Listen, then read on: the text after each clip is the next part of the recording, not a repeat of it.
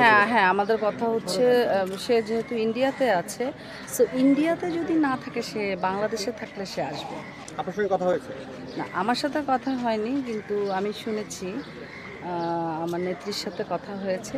বলল যে সে পসিবিলিটি আছে যে যদি সে ইন্ডিয়ায় না থাকে বাংলাদেশে থাকলে সে আসবে, বা কথা দিয়েছি। বলি 113টা ছবি করেছি, যদি 1 কোটি করে হয় তাহলে 113 কোটি টাকা সৃষ্টির মাধ্যম দিয়ে পলি সৃষ্টি হয়েছে। এই শিল্পীটাকে নিয়ে, এরকম শিল্পীদের নিয়ে যে কোনো সময় যে কোনো মুহূর্তে যা ইচ্ছে আমরা তাই বলতেছি, এটা ঠিক না। এখন আমি যেটা পার্সোনালি বলতে পারবো যে আমার হাজব্যান্ড যেখানেই যাচ্ছে সবাই তো আমার হাজব্যান্ডকে কোশ্চেন করছে যে ভাবি তো দাঁড়িয়ে গেছে। সো আমি যতটুকু পরিচিতির মধ্যে চলাচল করছি সবাই তো জানে যে এবার একটা সমিতির ইলেকশন হচ্ছে। এখন ইন টোটাল বাংলাদেশ হয়তো বা আমি আসলে নির্বাচনী প্রচারণায় এতই ব্যস্ত ছিলাম, এই বিষয়টা আমি ফোকাস দিতে পারিনি।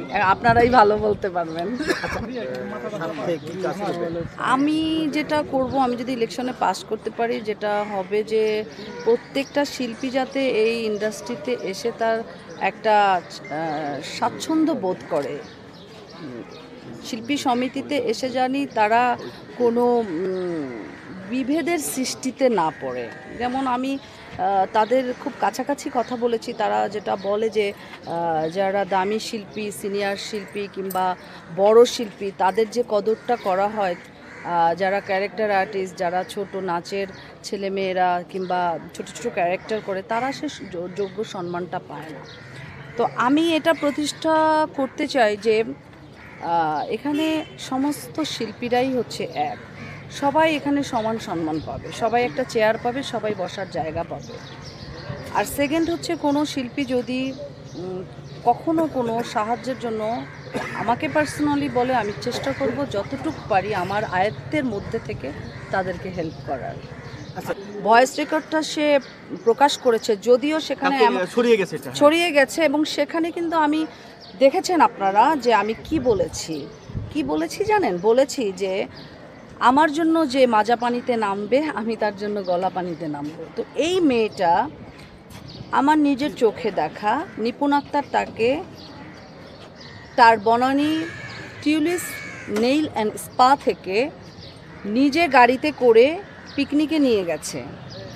জায়েদ খানের সময় বলেন, বিগত যত পিকনিকে দেখেছি এই টাইপের শিল্পীদের কিন্তু স্টেজে উঠতে দেয়নি। গান তো গাওয়া দূরের কথা, সামনের সারিতে তো বসা দূরের কথা, ডিভাইডেশনটা ছিল। কিন্তু আমাদের নিপুণ আক্তার তাকে স্টেজে উঠায়ে তাকে গান গাওয়াইছে। এখান থেকে সে মুহূর্তে এরকম চোখ পাল্টি দেওয়া শিল্পী আসলে আমরাও চাই না। আর আমি বলবো, মেয়েটার কথা বলবো যে মেয়েটা কার পারমিশনে অডিও ফাঁস করে। এটা তো আমি যদি ইচ্ছা করি আমি তো মামলা করতে পারবো। ওকে, যে মানে নাম ধরে ধরে শিল্পীদের বদনাম করা। আমি যে এতগুলি ক্যামেরা এত দিন ধরে কথা বলছি, একটি শিল্পী নিয়ে কোনো কথা বলেছি? কারোর বদনাম করেছি?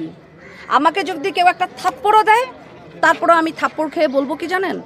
কোনো সিনিয়র শিল্পী যদি আমাকে একটা থাপ্পড় দেয়, আমি থাপ্পড়টা খেয়ে বলবো উনি থাপ্পড়টা দিয়েছে, ঠিক করেছে। কারণ আমি কোনো অপরাধী হতে পারি, কিংবা সজ্ঞানে অজ্ঞানে হলেও আমি কোনো অপরাধ করতে পারি। আমি ভুল হতেই পারে আমার, বাট সেটা পাবলিকলি নয়। এভাবে চিল্লায় আমি পাইলাম একটা কিছু বাইট দেওয়ার, আমি চিল্লাবো, আমি যা ইচ্ছা তাই বলবো শিল্পীদের নিয়ে। আরে শিল্পী কি এত সহজ? কোটি কোটি কোটি কোটি টাকা ইনভেস্ট করে একটা শিল্পীর জন্ম হয়। আমি বলি 113টা ছবি করেছি, যদি 1 কোটি করে হয় তাহলে 113 কোটি টাকা সৃষ্টির মাধ্যম দিয়ে পলি সৃষ্টি হয়েছে।